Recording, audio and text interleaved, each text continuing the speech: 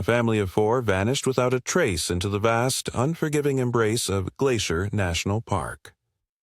Presumed victims of a tragic hiking accident. 3 weeks later, a wild game camera, tucked away in a remote, rarely traversed sector of the wilderness, captured something, a fleeting glimpse, a shadow, a detail so chilling it shattered the official narrative and forced everyone to question what truly happened to the Whitaker family. It revealed a truth so twisted, so utterly beyond imagination, that it would echo through the lives it touched forever. Ellie Whitaker stood at her kitchen window, a steaming mug of lukewarm coffee clutched in hands that, even at 67, still bore the calluses of a life lived outdoors. Outside, the Montana sunrise was a cruel mockery of warmth, painting the peaks of Glacier National Park in hues of orange and rose. Each ray of light, usually a source of comfort, now felt like a fresh stab of pain. 3 weeks.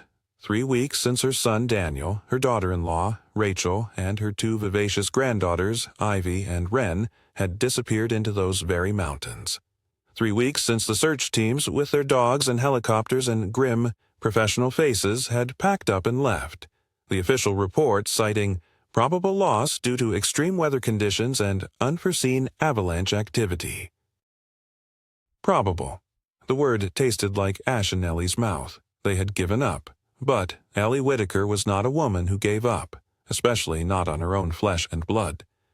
Her heart, a strong, resilient organ that had beat in rhythm with the wilderness for decades, screamed that something was wrong. This wasn't a simple hiking accident, not with Daniel. Eleanor Whitaker was more than just a local. To the rangers, the long-haul hikers, and even the grizzled old trappers who frequented the park, she was a legend. For over 30 years, she had been a park ranger and a wilderness survival instructor in Glacier, her name synonymous with the trails she knew like the back of her hand. Every ridge, every hidden gully, every subtle shift in the wind. She understood the mountains on a visceral level.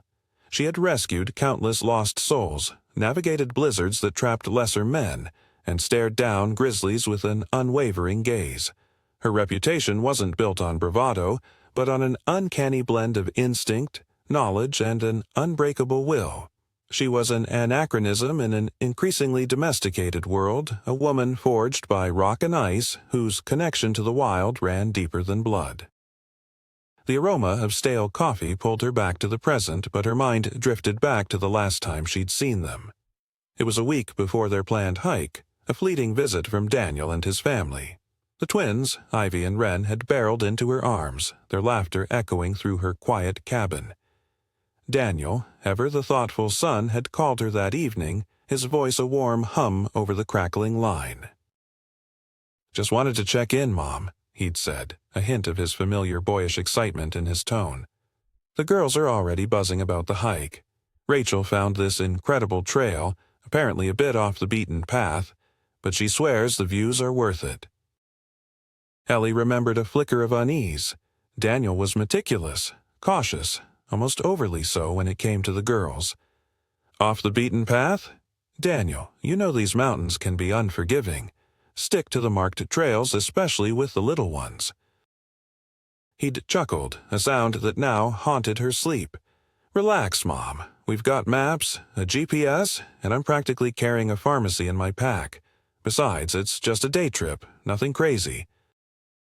The last photo she had of them was from that call.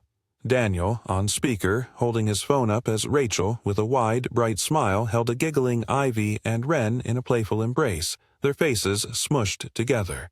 A perfect, happy family, bathed in the soft glow of their living room light. It was a snapshot of pure, unadulterated joy. Now, that joy felt like a cruel mirage, shimmering just beyond her grasp.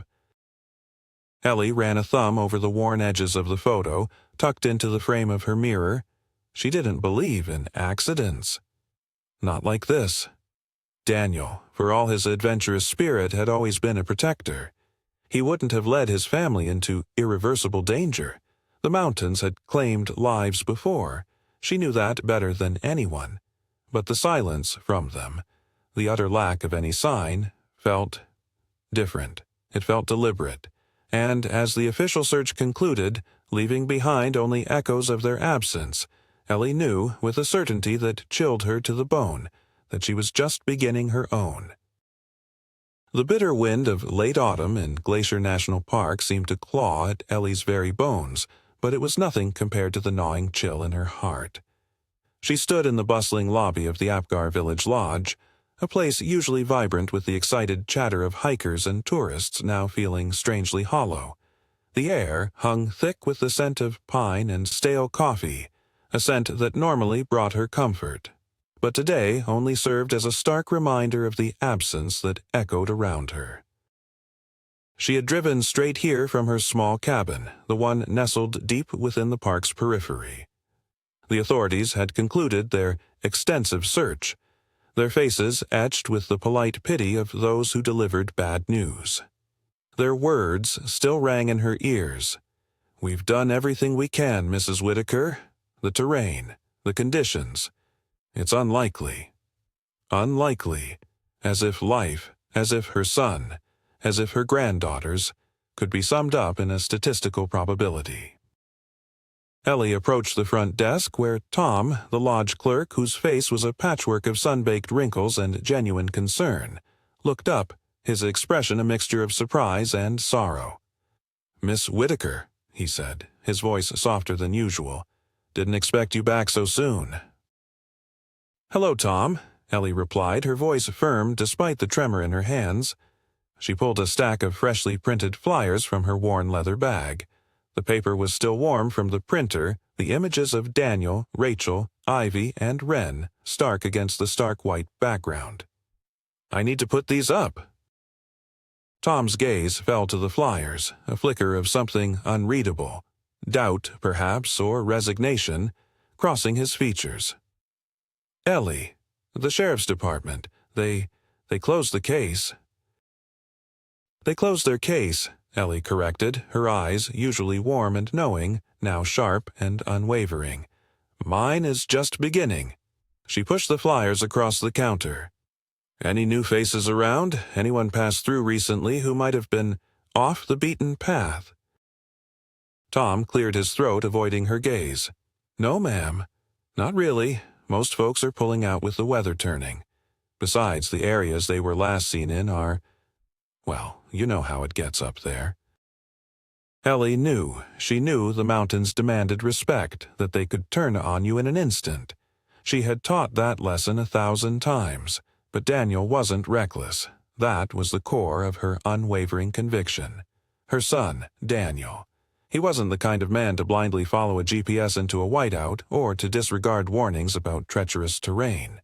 He was an engineer, methodical and precise, even in his leisure. He planned every detail, triple-checked his gear, studied maps until they were imprinted on his mind. He'd meticulously researched every trip, every trail. When the twins were born, that cautious streak had intensified, evolving into an almost obsessive need to ensure their safety. She remembered a time, years ago, when Daniel was just a teenager.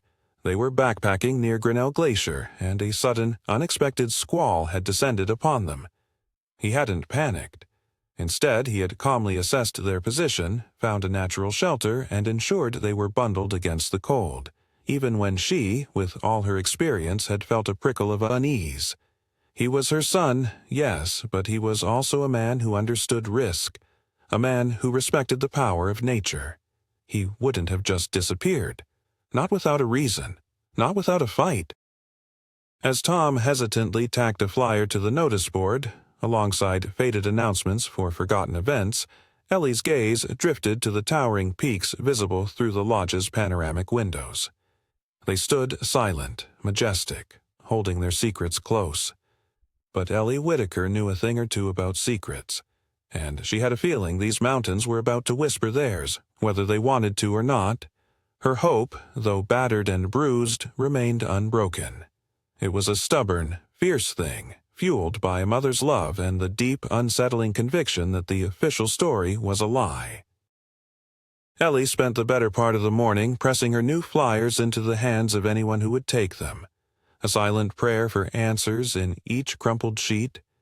The apathy in some eyes was palpable, a chilling reminder of how quickly the world moved on.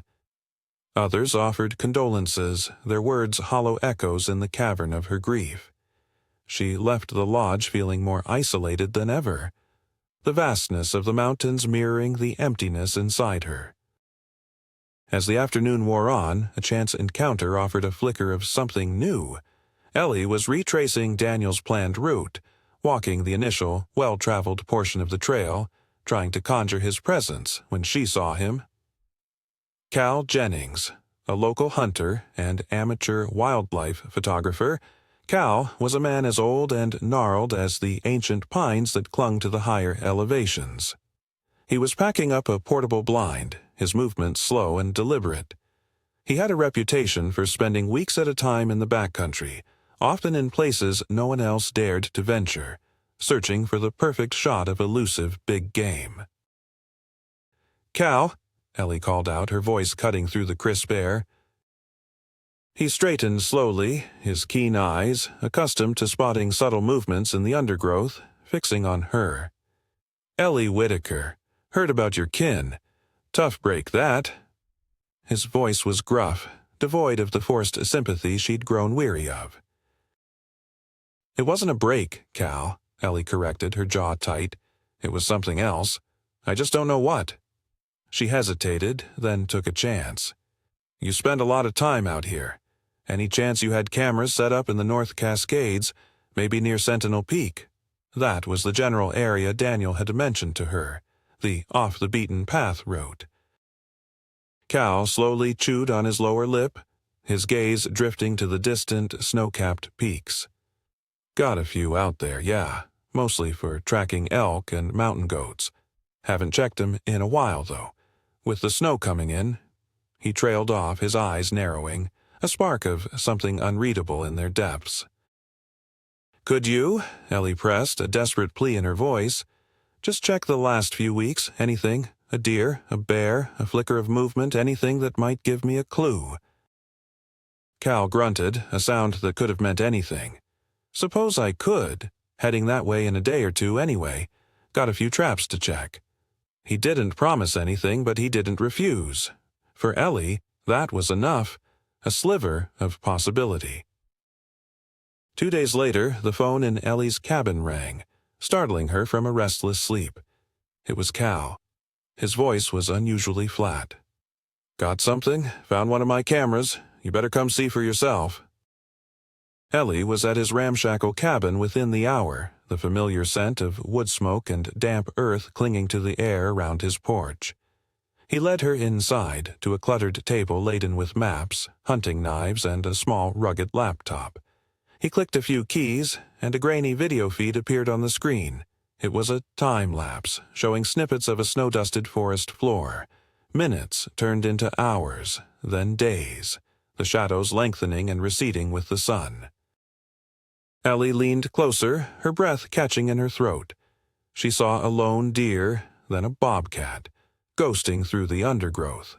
Her hopes, which had dared to rise, began to deflate. Then, suddenly, the date and timestamp flickered to 3 weeks ago. The screen briefly pixelated, as if the camera was struggling with the cold, then cleared.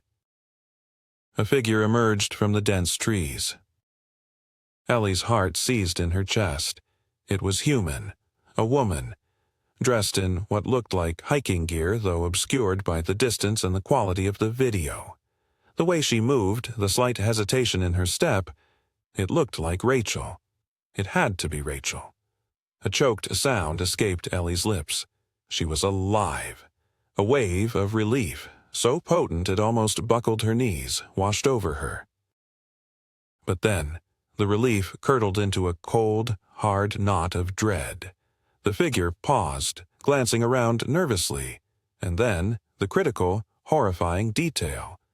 There were no children, no Ivy, no Wren. The woman was alone. Ellie stared at the screen, her mind racing, scrambling to make sense of the image. Where were the girls? Why was Rachel alone in such a remote, dangerous area? A wave of confusion, sharper than any grief, swept over her.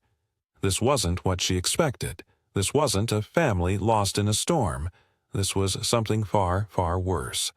The silent wilderness captured on a digital chip had just revealed a chilling truth, and it raised 1,000 new, terrifying questions. The image on Cal Jennings' laptop screen was a cruel paradox, a beacon of hope wrapped in the shroud of deepening mystery. Ellie stared at the grainy, pixelated figure, a woman, undeniably, with Rachel's distinctive gait and the familiar silhouette of her favorite hiking jacket. Her heart throbbed with a fierce, almost unbearable relief. Rachel was alive, but the absence beside her was a gaping, screaming void. No Ivy, no Wren, just the solitary figure moving through the silent, snow-dusted woods. "Zoom in," Ellie commanded, her voice barely a whisper, her finger trembling as she pointed at the screen. "Enhance it." Cal, accustomed to the objective analysis of wildlife footage, clicked and dragged, but the digital limitations were stark. The image remained frustratingly indistinct, a ghost in the machine. "That's as good as it gets, Ellie. This camera's old, and it was pretty cold out there." Ellie pressed her face closer, trying to discern every blurred detail. The way the woman clutched her arms across her chest as if warding off the cold or some unseen terror. The quick, nervous glances over her shoulder. It was Rachel, she was almost certain. But where were her girls? Rachel wouldn't be without them, not willingly. It was unthinkable. Then another, even more chilling realization hit her. "Where's Daniel, Cal?" she asked, her voice cracking. "He's not in the frame." Cal shrugged, a grim line to his mouth. "Nope, just her. She's moving fast, too, like she's got somewhere she needs to be, or somewhere she's running from." Ellie felt a cold dread creep into her stomach, intertwining with the fragile hope. If Rachel was alive, where was Daniel? And why was she alone? Her mind, trained by decades of wilderness incidents, began to piece together fragments of a scenario far more sinister than a mere hiking accident. "Where was this camera exactly, Cal?" Ellie asked, her voice dangerously quiet. She knew the park like the back of her hand, but Cal often placed his cameras in the most remote, least accessible locations. Cal leaned over the map spread across his cluttered table, his finger tracing a faint, rarely used game trail that snaked far beyond the designated hiking routes. "Right about here," he muttered, tapping a spot deep within a treacherous section of the park. It was an area known for its unpredictable rock slides, hidden ravines, and the densest population of predators. Locals called it the Gauntlet. Ellie stared at the pinpointed location, a fresh wave of disbelief washing over her. The Gauntlet. Daniel, the meticulous, overly cautious father, the man who charted every mile and cross-referenced every safety warning, would never have taken his family there. Not even if it promised the most breathtaking views in the world.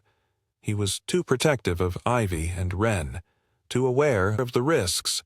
This wasn't just off the beaten path. This was beyond reason.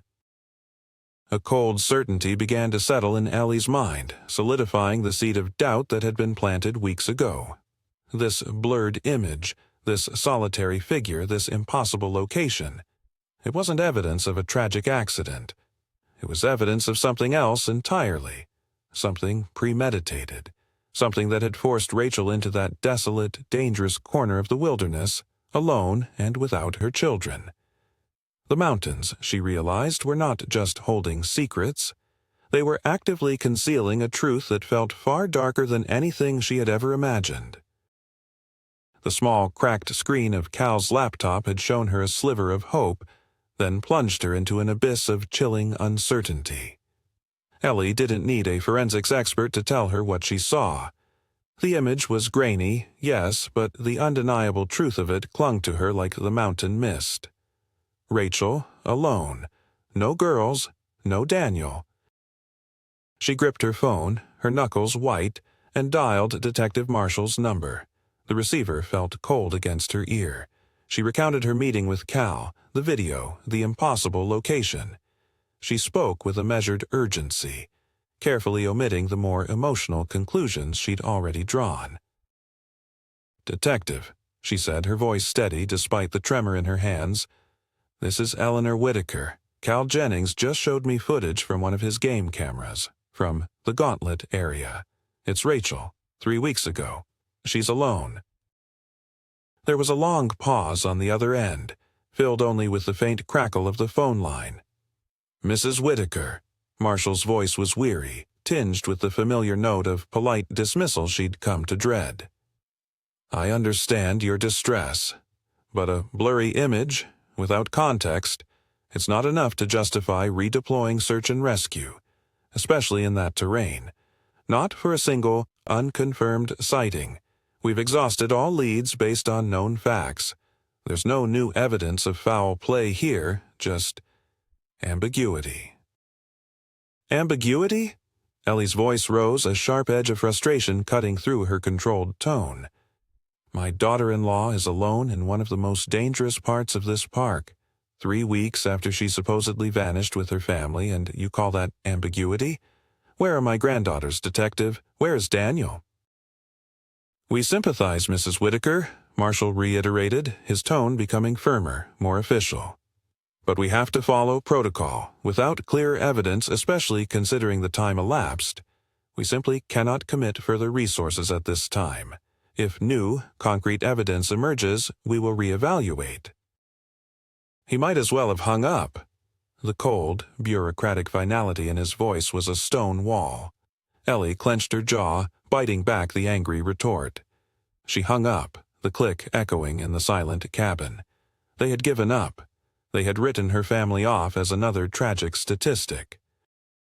Later that evening, back at the Apgar Village Lodge, trying to swallow a tasteless dinner, Ellie overheard a snippet of a conversation from a nearby table.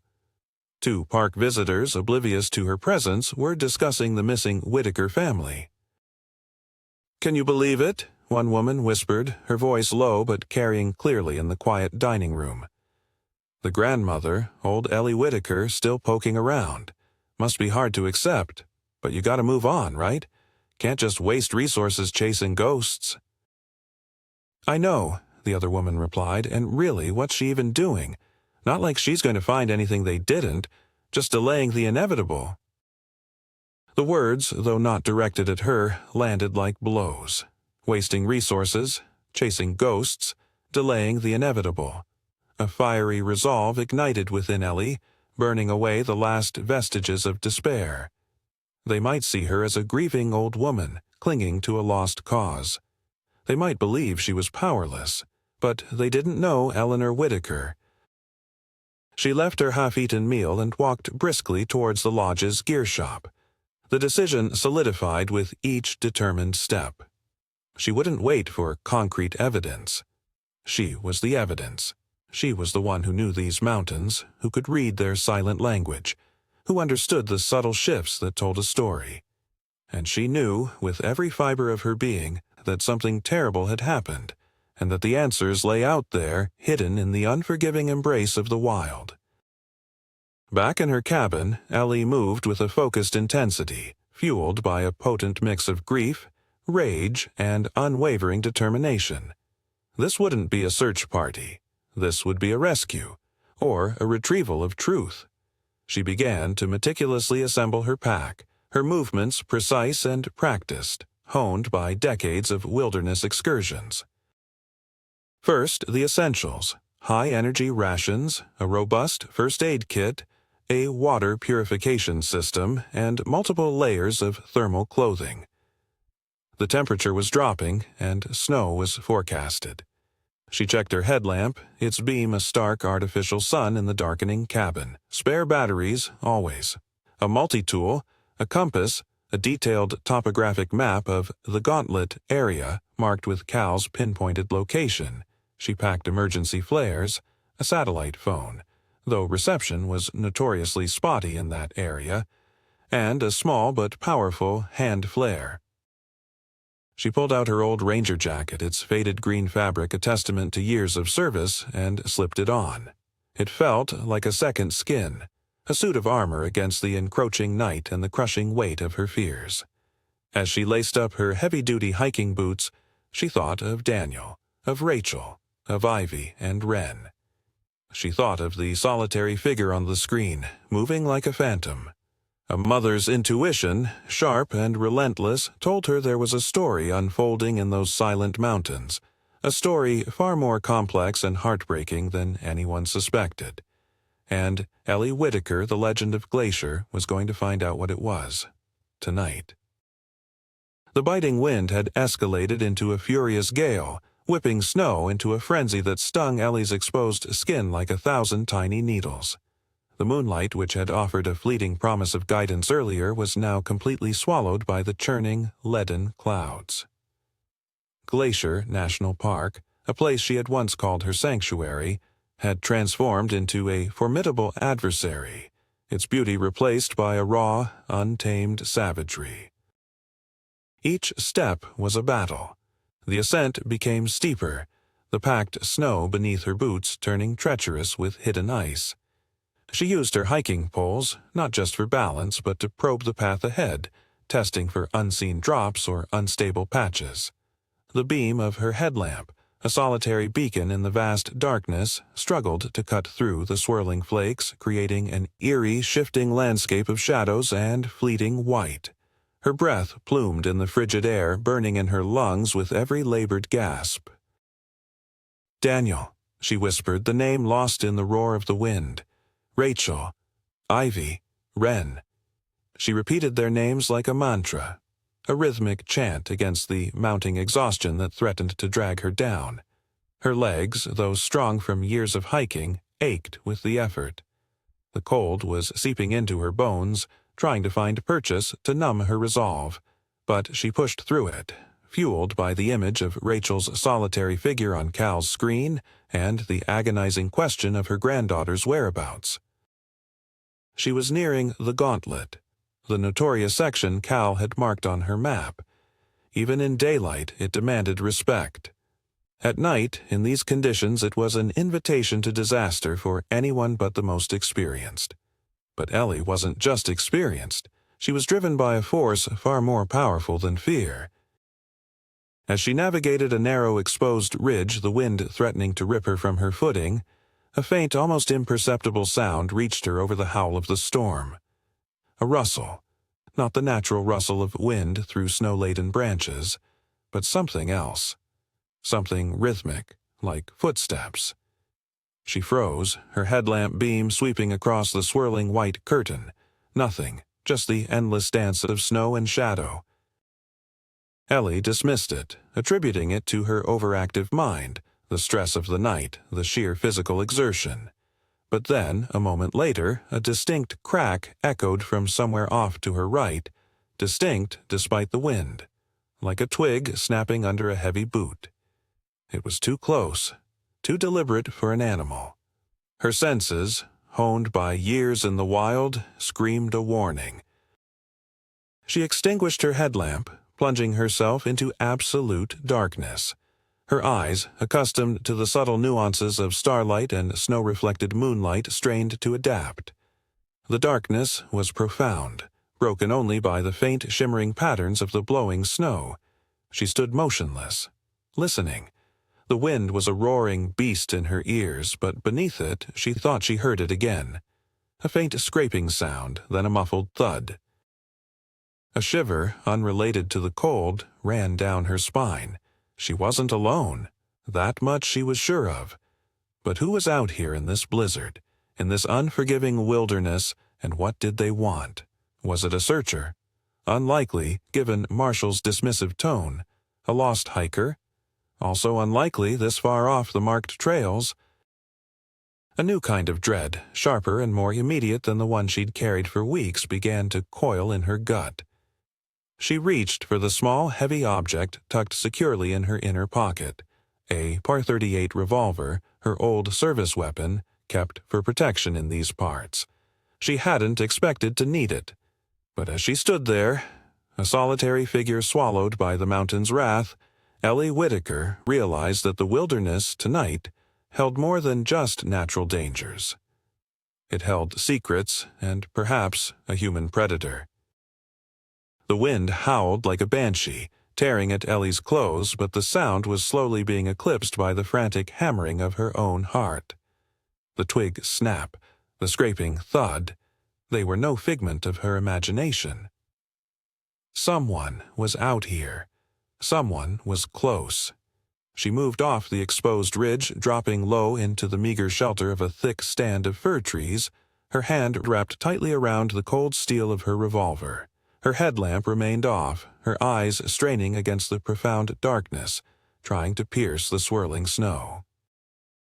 The sounds faded, or perhaps the wind simply swallowed them. Ellie waited, poised, her senses on high alert. The silence, when it finally returned, was more terrifying than the noise. It was the silence of something lurking, something hidden. She forced herself to breathe, to control the adrenaline coursing through her veins. She had to focus. Pushing through the dense undergrowth, Ellie continued her ascent, guided by her internal compass and the faint, almost imperceptible contours of the terrain. The air grew heavier, thick with the smell of damp pine and the metallic tang of approaching snow. Then, through a momentary lull in the blizzard, a darker shape emerged from the swirling white. A cabin. It was small, rustic, barely more than a shack, nestled precariously on a rocky outcrop. Its weathered timbers were almost swallowed by the snowdrifts piled against its sides, and the windows, dark and empty, stared out like vacant eyes.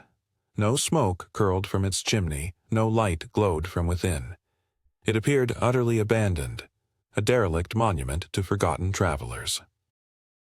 Ellie approached cautiously, her boots crunching softly on the fresh snow. She stopped a few yards from the crude wooden door, listening. The wind was the only sound, a mournful lament around the eaves.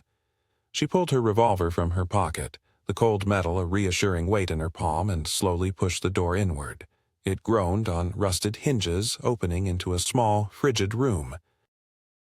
The air inside was stale and cold, but it lacked the deep, undisturbed chill of a truly long-abandoned structure.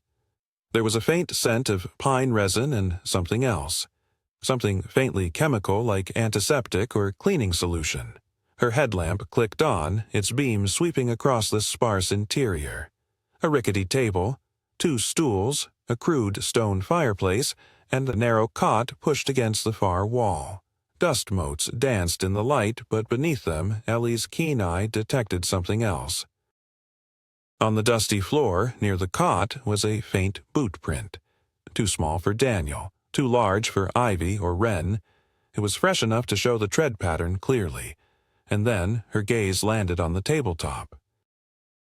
Amidst a scattering of dried pine needles and a faint layer of dust, a single item lay glinting in the beam of her headlamp. It was a smartphone, Daniel's phone. Not just any smartphone, but the newest model, sleek and metallic with a high-definition screen. It was pristine, almost unnervingly so, no scratches, no cracks, no signs of having been dropped or exposed to the elements for weeks. It looked as though it had been set down just moments ago, rather than left behind by a family lost in a mountain wilderness. Ellie picked it up, her fingers brushing against the cool glass. The screen was dark, but the battery indicator in the corner showed a full charge. A cold, hard knot of suspicion tightened in her stomach. Daniel was meticulous about his gear. He treated his electronics like precious artifacts. He would never have left his phone behind, especially not one this new and expensive, and certainly not fully charged. This wasn't consistent with a family lost in a sudden blizzard. This was too clean, too deliberate. A new, terrifying theory began to form in Ellie's mind, a dark, unsettling whisper of betrayal. This cabin wasn't a shelter of refuge. It felt like a trap. And the pristine phone, a beacon of modern convenience in this ancient wilderness, was not a forgotten item. It was a clue, a chilling, undeniable clue that her family hadn't simply disappeared. They had been placed here. Or, more accurately, something had happened to them here. And the faint boot print, the chemical smell, the unsettling tidiness of the cabin, they all pointed to a story far more complex, far more sinister than a mere accident. The pristine smartphone lying on the crude wooden table was a jarring anomaly in the remote cabin, a glaring red flag waving furiously in Ellie's face. It didn't fit. Nothing about this scene fit the narrative of a lost family. Her instincts, honed by years of deciphering the subtle language of the wilderness, screamed that something was profoundly wrong. She slipped the phone into her pocket. It was too important to leave behind. With her headlamp cutting a focused beam through the dusty air, Ellie began a meticulous search of the small, cramped cabin. She wasn't looking for signs of habitation, but for signs of something else. Her eyes, trained to spot the minutiae of animal tracks and broken branches, now scrutinized every inch of the rough-hewn walls and worn floorboards. The fireplace, though cold, showed faint remnants of a recent fire. Not weeks ago, but days, perhaps a few days. The cot was bare, but if she looked closely she could see the faint indentation of where someone had lain, pressed into the rough fabric. It was too neat, too empty. She ran her hand along the rough-hewn planks of the walls, feeling for loose boards, hidden compartments. Her fingers snagged on a slightly protruding knot in the wood near the back wall, behind the cot. She pressed it, and with a soft click, a section of the wall, no wider than her forearm, swiveled inward, revealing a shallow recess. Ellie's breath hitched. A hidden compartment. This wasn't a standard Park Service cabin. This was a place with secrets. Inside the recess, neatly tucked away, were a few items. A small, sturdy backpack, clearly Daniel's. She recognized the faded patch from their last family trip. Relief, sharp and painful, momentarily flooded her. He had been here. But then the contents of the bag began to drain that relief away. Inside, neatly folded, were Daniel's spare hiking clothes, a few energy bars, and a small, leather-bound journal. But his wedding ring, the simple gold band he never took off, was conspicuously absent. His wallet also missing. It was as if someone had carefully removed items of value, or items that identified him, before packing the bag away. A cold certainty began to solidify in Ellie's mind. This wasn't a random hiding spot for survival. This was a planned concealment. She continued her search now with a grim determination. She moved the cot, dragging it away from the wall. Beneath it, on the packed dirt floor, barely visible beneath a thin layer of dust, were faint indentations. Not just boot prints, but scuff marks. Long, dragged marks, as if something heavy had been pulled across the floor. And here, near the fireplace, a small, dark stain, almost perfectly round. She knelt, touching it. It was dry, but it smelled faintly of blood. Old blood. It was a minuscule spot, easily overlooked, but to Ellie's seasoned eye it was unmistakable. This wasn't a casual scuff mark. This was a sign of struggle, of force. Her gaze swept back to the leather-bound journal she'd found in Daniel's backpack. It looked like one Rachel sometimes used for her sketching or for jotting down travel plans. With trembling fingers, Ellie opened it. The first few pages contained familiar sketches of mountain landscapes and notes on various trails. But further in, the handwriting changed. It was Rachel's, but rushed, frantic, scribbled in a way that spoke of urgency and fear. August 12th. He's pushing. So hard. This is getting out of hand. I told him, no, not the girls. He swore they'd be safe. Just a temporary solution. Ellie's blood ran cold. He's pushing. Temporary solution. What was Rachel writing about? She flipped another page. August 20th. The pressure from them. It's unbearable. Daniel thinks he has a way out, a plan. He says it's for us, for the girls, but I don't trust it. Not anymore. Ellie's vision blurred. Them. Pressure. Daniel planning an escape. This wasn't a spontaneous hike. This was a calculated move. And Rachel, her usually stoic, quiet daughter-in-law, was terrified. The final entry, scrawled almost illegibly, made Ellie's heart leap into her throat. August 28th. The trip. He says it's the only way. To disappear. But I saw them. The men. They know. They're here. God help us. Ivy. Wren. The date. August 28th. That was the day before they vanished. The day before their planned hike. Ellie slumped onto the cot, the journal clutched in her hands, her headlamp beam wavering. The cold cabin suddenly felt suffocating. This wasn't an accident. It was a flight, a desperate attempt to escape something. And the men, Rachel mentioned, they had followed. The small bloodstain, the drag marks, the hidden compartment, Daniel's missing ring, they weren't signs of a struggle to survive the wilderness. They were signs of a struggle against human adversaries. The chilling implications settled over her, heavy and suffocating. Her family hadn't been lost to the mountains. They had been swallowed by something far more terrifying, a secret, a pursuit, and a violent confrontation. The faded entries in Rachel's journal clawed at Ellie's mind, painting a horrifying picture, not of a family lost to the wild, but a family caught in a desperate flight, pursued by unseen forces. The implications were staggering. He's pushing. The pressure from them. To disappear. And then the chilling climax. The men, they know. They're here. Daniel, in too deep.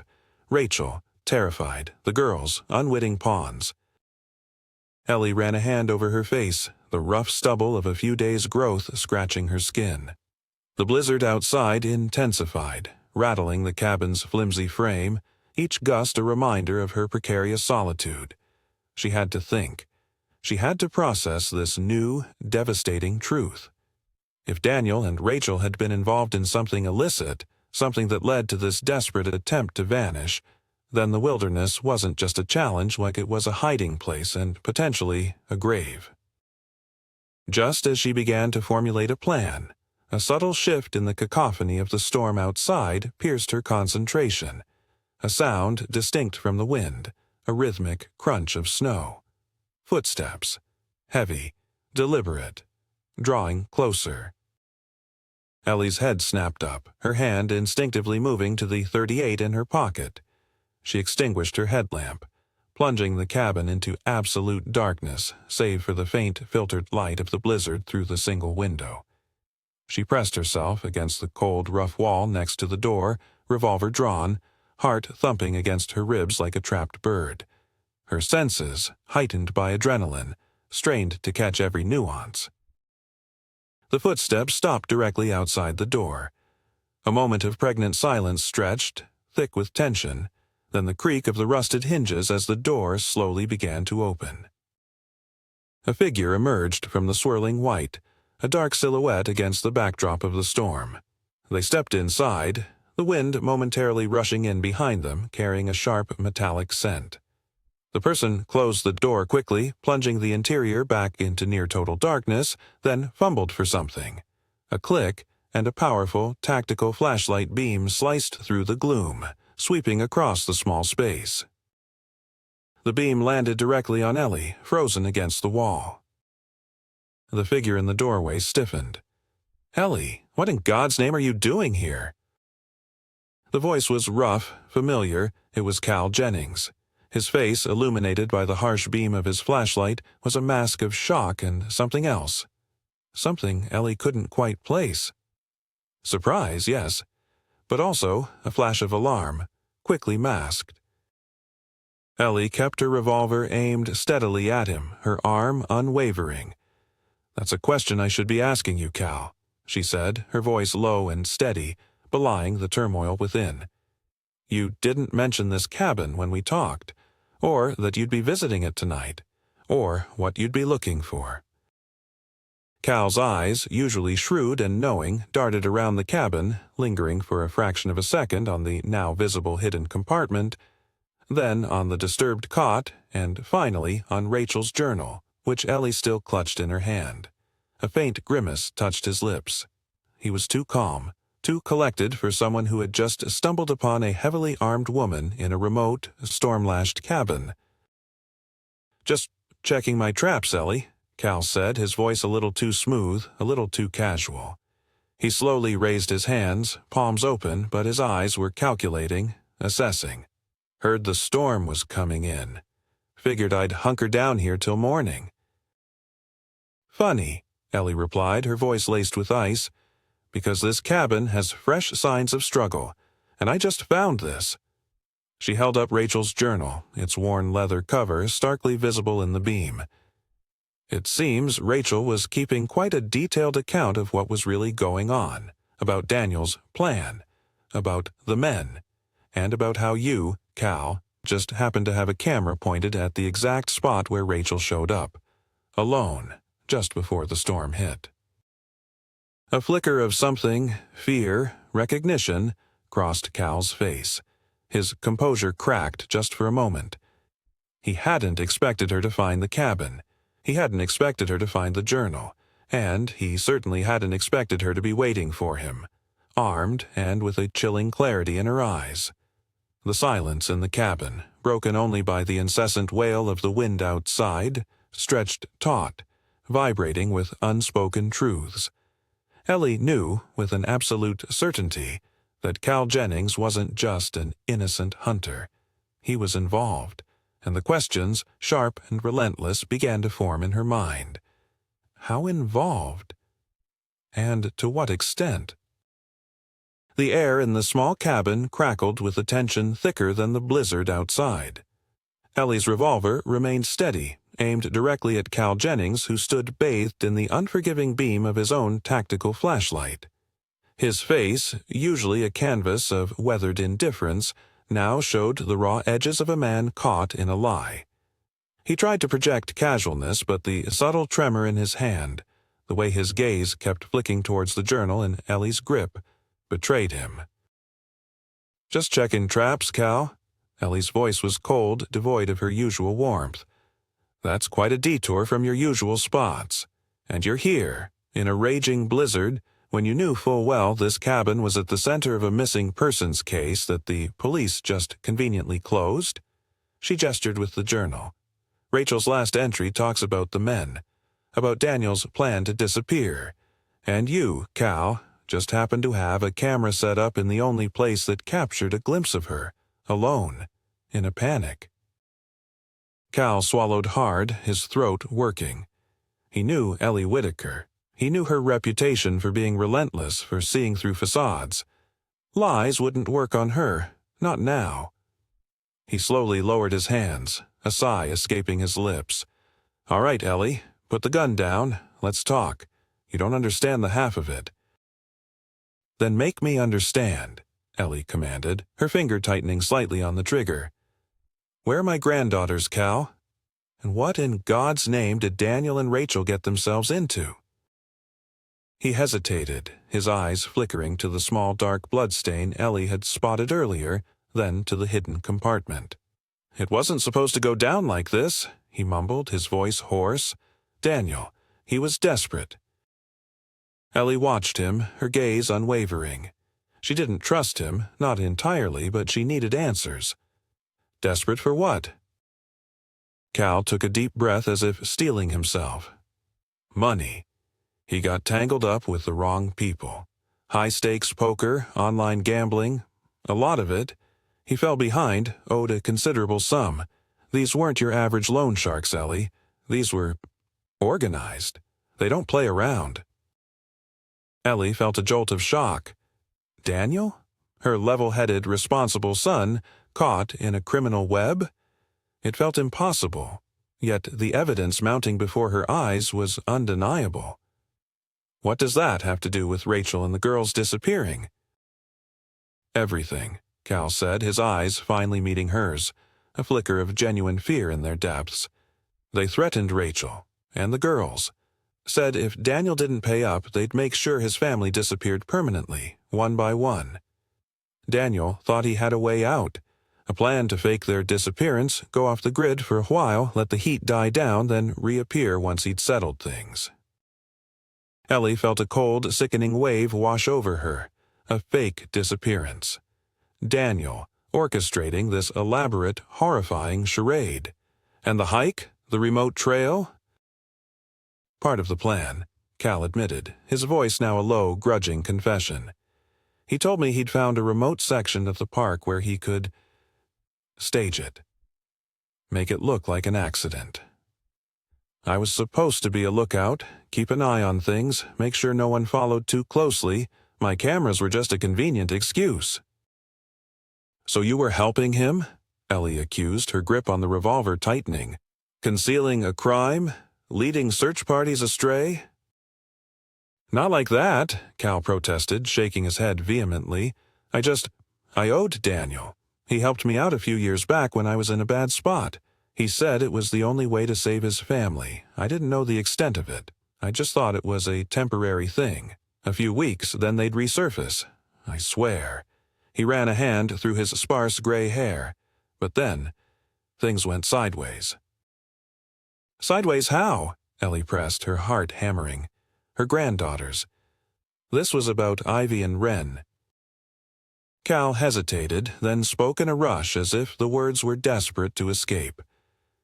The men, the ones Rachel wrote about, they knew. They must have followed Daniel. They ambushed them here, at this cabin. It was supposed to be their first stop, a safe house for a few days. They weren't just going to disappear, they were going to hide. Ellie's gaze shot to the faint bloodstain on the floor, the drag marks. What happened here, Cal? Tell me every detail. There was a struggle, Cal whispered, his eyes wide with a memory he clearly wished to forget. I heard it, from my blind, shouting. A single gunshot. I saw them, 2 men, leaving the cabin, dragging something. I couldn't see clearly in the dark, through the snow. They took Rachel, too, and they took the girls. They drove off down that old service road towards the eastern exit of the park. Ellie reeled back, the truth hitting her like a physical blow. Daniel, ambushed. Rachel, abducted. Ivy and Wren, taken. The silence that had followed their disappearance wasn't just the quiet of the mountains. It was the chilling silence of a crime. Cal Jennings, the gruff, solitary hunter, was not just an accomplice. He was a reluctant witness to a horrifying abduction. And now Ellie, standing in the heart of the storm-lashed wilderness, knew the true, terrifying nature of the hunt she was on. This wasn't about finding lost hikers. This was about finding her family before it was too late. The confession hung heavy in the frigid air of the cabin, the sheer weight of its implications pressing down on Ellie. Daniel, caught in a criminal web.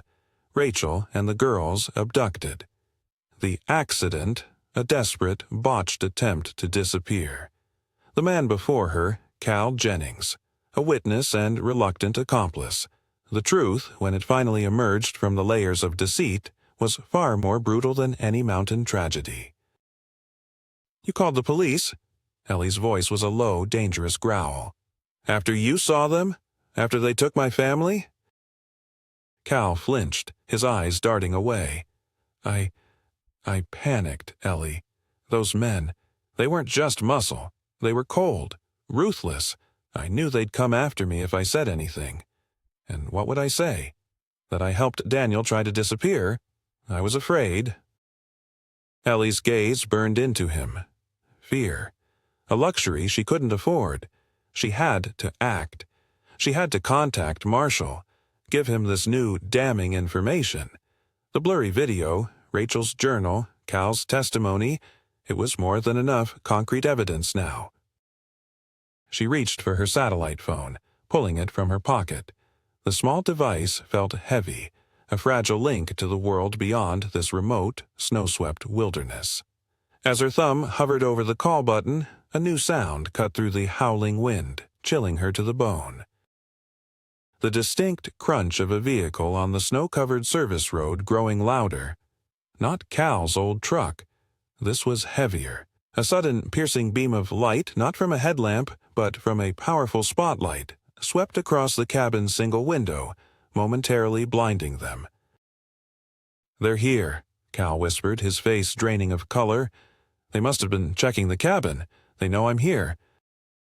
Ellie's mind raced. They were trapped. These men weren't just criminals. They were organized, efficient, and clearly thorough. They hadn't just taken Daniel and Rachel, they were covering their tracks systematically. And now they had found Cal and her. "Move!" Ellie barked, shoving Cal towards the back of the cabin. "Out the back. There's a hidden path through the ravine." As if on cue, the front door of the cabin burst open with a violent splintering of wood. Two large figures, cloaked in dark, heavy winter gear, silhouetted against the blizzard, stood framed in the doorway. One held a shotgun, its barrel glinting ominously in the sweeping spotlight from outside. "Well, well, what do we have here?" A deep, gravelly voice echoed through the cabin. "Looks like we've got company, Cal, and an unwelcome guest." Ellie didn't hesitate. She threw herself sideways, pulling Cal with her as the shotgun roared, tearing a gaping hole in the wall where they had just been standing. Splinters rained down. The cabin was compromised. "Go, move," she shouted at Cal, pushing him towards the back. She needed him alive. He was the key. He was the only one who could corroborate her story. She fired a shot from her .38, aiming not to kill, but to create a diversion. The deafening blast reverberated through the small space, momentarily disorienting the intruders. In that fleeting second, Ellie scrambled through the narrow back exit of the cabin, Cal stumbling after her. They burst out into the brutal embrace of the blizzard. The wind immediately sucked the air from her lungs. She could hear shouts, the heavy thud of boots on snow, closing in behind them. "This way!" Ellie yelled, pointing towards a steep, rocky descent that led into a narrow, snow-choked ravine. It was a route she knew intimately, a treacherous shortcut used by no one but the most experienced or the most desperate. It was a brutal test of skill and endurance, a path that could swallow the unwary whole. She plunged down the incline, her body instinctively adjusting to the slippery, uneven terrain. The snow was knee-deep in places, obscuring hidden rocks and roots. Cal, less agile than she, stumbled and grunted behind her but kept pace, driven by pure terror. Ellie could hear their pursuers, their shouts growing louder, their heavy footsteps crunching closer. They had flashlights, powerful beams cutting through the swirling snow, intermittently sweeping over their escape path. One of the beams landed on Cal, and a shot rang out, a sharp crack that splintered a tree trunk just beside his head. "Stay low, follow my lead," Ellie yelled, her voice hoarse from the effort. Her lungs burned, her muscles screamed in protest, but her mind was crystal clear. She navigated the treacherous descent with a primal focus, her decades of mountain experience now her only defense. She knew every dip, every loose rock, every blind turn that could offer a momentary advantage. She slid down a steep, icy chute, using her poles to control her descent, then scrambled up the opposite bank, pulling herself up with raw strength. Cal struggled, gasping for air, but kept moving. Her granddaughters, Ivy, Wren, their faces, blurry from a single photo, flashed before her eyes. They were out there, somewhere, and these men, these ruthless predators, were connected to their abduction. She had to escape.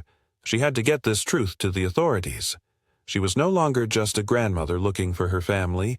She was a woman fleeing for her life, carrying a terrible secret, determined to fight for the innocent lives caught in a web of deceit and violence. The blizzard was no longer her adversary. It was her accomplice, cloaking her desperate flight and buying her precious life-saving time. Ellie and Cal scrambled, half-crawled, and slid down the treacherous ravine, the blizzard their only shield. The shouts of their pursuers grew fainter, swallowed by the rising wind, but Ellie knew they wouldn't give up easily. These men were relentless.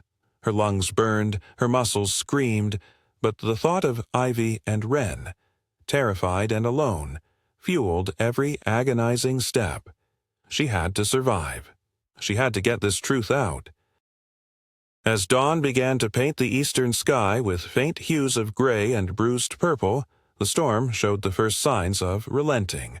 The wind lessened its furious roar to a mournful sigh, and the heavy snowfall softened to a persistent, swirling mist. Ellie, leaning heavily against a snow-laden pine, drew ragged breaths. Cal, huddled beside her, shivered violently, his face pale and etched with fear. "We need to get to higher ground," Ellie rasped, her voice raw. "Find a clear signal for the satellite phone." They pushed on, Ellie using her intimate knowledge of the terrain to find a hidden, less exposed route. Finally, after what felt like an eternity, they emerged onto a small, elevated plateau just above the tree line. The weak, burgeoning light of day revealed the vast, snow-covered expanse of the mountains, eerily silent save for the dwindling wind. Ellie pulled out her satellite phone, her fingers numb with cold. She prayed for a signal. 1 bar, then 2. She quickly dialed Detective Marshall's number, her heart thumping a frantic rhythm against her ribs. "Marshall," she choked out, her voice barely audible over the remaining gusts of wind. "It's Ellie Whitaker. I'm at the old trapper's cabin, above the gauntlet, and I have Cal Jennings with me. He was a witness." She paused, taking a deep, shuddering breath. "My family wasn't lost in an accident, Detective. They were taken.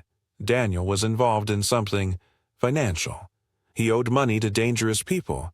Rachel's journal? It's all here. And Cal saw them. He saw the men. They took Rachel and the girls. They drove towards the eastern exit. You need to send a team. Now." Marshall, usually stoic, was stunned into silence for a moment. Then his voice, sharp and alert, came through the line. "Ellie, are you safe? Where are you exactly?" Ellie gave him their precise coordinates, adding a crucial detail. "They took a shot at us, Marshall. These men are still out here, and they know Cal's a witness. You need to move fast." Within what felt like an agonizingly slow hour, the distant thrum of rotor blades grew louder, cutting through the mountain silence. A large, black search-and-rescue helicopter, its powerful rotors kicking up a vortex of snow, descended onto the plateau. A team of grim-faced officers led by Detective Marshall disembarked, their weapons ready. Ellie, exhausted but resolute, handed Rachel's journal and Daniel's smartphone to Marshall. Cal, trembling, began to recount his terrifying tale, the words tumbling out in a rush. Marshall listened intently, his expression hardening with each horrifying detail. The blood stain in the cabin, the drag marks, the hidden compartment, it all painted a grim picture that corroborated Cal's story and Rachel's frantic writings. While Ellie and Cal were being checked by paramedics, the helicopter crew and police began an intensive search of the eastern side of the park, focusing on the old service road Cal had mentioned. The hours that followed were a blur of questions, forensic teams swarming the cabin, and the agonizing wait for news. Then, just as the sun began to dip below the western peaks, casting long, purple shadows, the call came. A new team, searching a secluded, derelict motel on the outskirts of Kalispell, a town roughly an hour's drive from the Eastern Park entrance, had found something. "Mrs. Whitaker," Marshall said, his voice softer, a hint of something Ellie couldn't quite discern.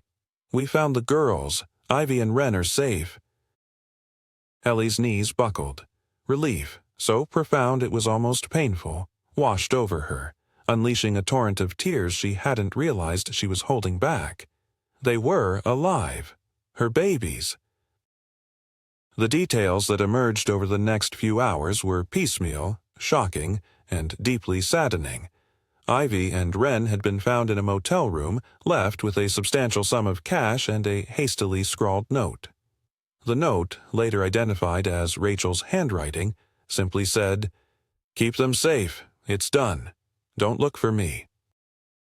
Rachel, it turned out, had orchestrated the girls' abandonment at the motel. After Daniel was presumably killed at the cabin, she had been taken by the men, but she had managed to escape their direct custody somewhere near the park's eastern boundary, using her wits and knowledge of the terrain to evade them. In a final, desperate act to protect her daughters from her own mistakes and the people she was involved with, she had dropped them off at the motel, knowing they would be safe there but sacrificing her own freedom or perhaps her life. The men, now identified as enforcers for a large, sophisticated illegal gambling ring operating out of Las Vegas, were apprehended trying to cross state lines. With Cal's testimony, Rachel's journal, and the circumstantial evidence from the cabin, the pieces of the puzzle began to fall into place. Rachel herself was apprehended a few days later, miles away, still on the run, exhausted and despairing. Ellie finally saw her granddaughters in the hospital, their small faces pale and tear-stained but miraculously unharmed. Ivy, the bolder of the two, rushed into her arms sobbing. Wren, quieter, clung to her sister, her eyes wide with a fear that Ellie swore she would erase. It was a reunion tinged with immense sorrow, for Daniel was still missing, presumed dead, a victim of the very machinations he had tried to outrun. Rachel, broken and resigned, was facing a long list of charges for her involvement in the fraud and Daniel's desperate plan to disappear. Cal Jennings, his conscience now clear, would cooperate fully with the authorities, his role in the cover-up earning him a plea deal. But for Ellie, holding her granddaughters close, the relief was immense, overwhelming. The hunt was over. The truth was out. And now, the long, arduous journey of healing and rebuilding could finally begin. The fluorescent lights of the hospital waiting room hummed, a stark contrast to the wild silence of the mountains Ellie had just escaped. But seeing Ivy and Wren, small and fragile in their hospital gowns, was a balm to her shattered soul. They were safe. That was all that mattered. Ivy, the more outwardly expressive twin, had launched herself into Ellie's arms, her small body shaking with hiccuping sobs. Wren, always the quieter and more observant, had clung to her sister, her wide, haunted eyes fixed on Ellie, absorbing every detail. Ellie held them both, murmuring reassurances, stroking their soft hair. The ache in her heart for Daniel was a fresh, raw wound, but the warmth of her granddaughters in her embrace was a promise of healing. The following days were a whirlwind of official proceedings. Detective Marshall and his team worked diligently, building a case against the gambling ring. Cal Jennings, his face etched with exhaustion and relief, gave a full statement corroborating Ellie's findings and Rachel's journal entries. His cooperation, along with the recovered phone and journal, proved crucial. He faced charges for obstruction of justice and aiding a fugitive, but his genuine remorse and critical testimony likely meant a lighter sentence.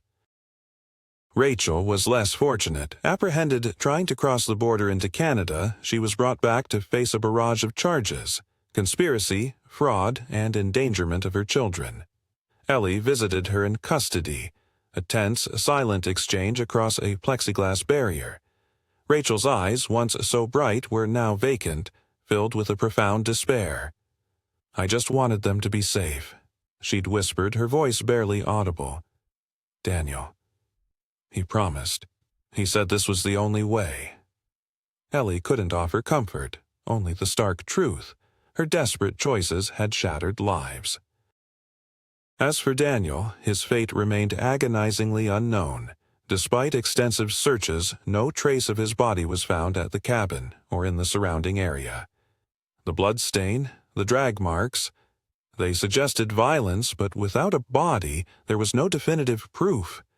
Marshall suspected that Daniel, realizing the plan had gone horribly wrong and his life was in imminent danger, had made a desperate escape, perhaps even fleeing the area with the help of someone else, someone unknown to Cal. The vastness of the wilderness offered endless possibilities for concealment. For Ellie, it meant a lingering uncertainty, a ghost in the mountains.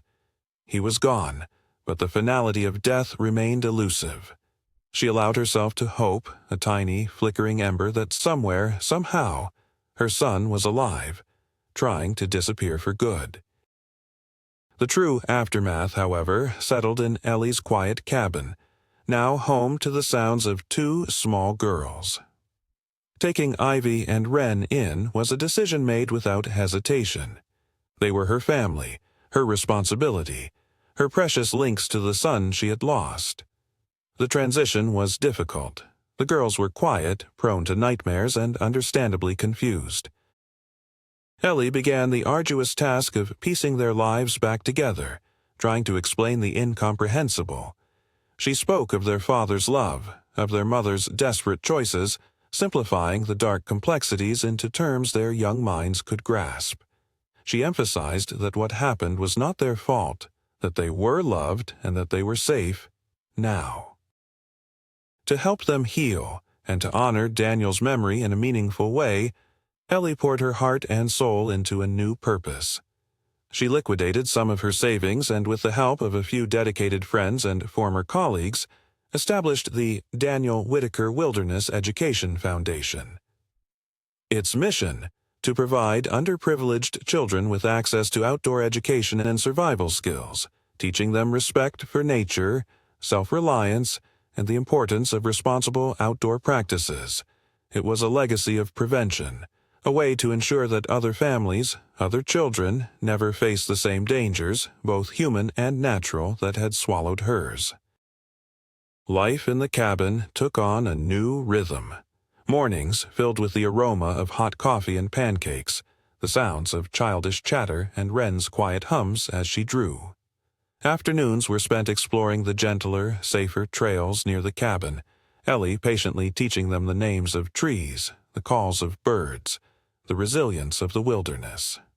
She showed them how to read a map, how to build a small safe fire, how to identify edible plants. She instilled in them a love for the mountains, but also a healthy respect for their power. As the seasons turned, so too did the tide of grief.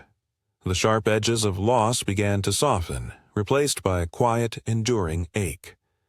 Ellie had faced many challenging trails in her life, navigated countless blizzards, and stared down the most formidable dangers the wilderness could throw at her. But raising Ivy and Wren, helping them navigate the echoes of their past, fostering hope in their future, this was the most important and most profound journey of her life. She faced it with the same unwavering resilience, the same deep wisdom, and the same unbreakable love that had guided her through the mountains for more than 3 decades. And as the girls learned to laugh freely again, their joy became the new, beautiful echo in the quiet wilderness, a testament to unbroken hope and the enduring power of family.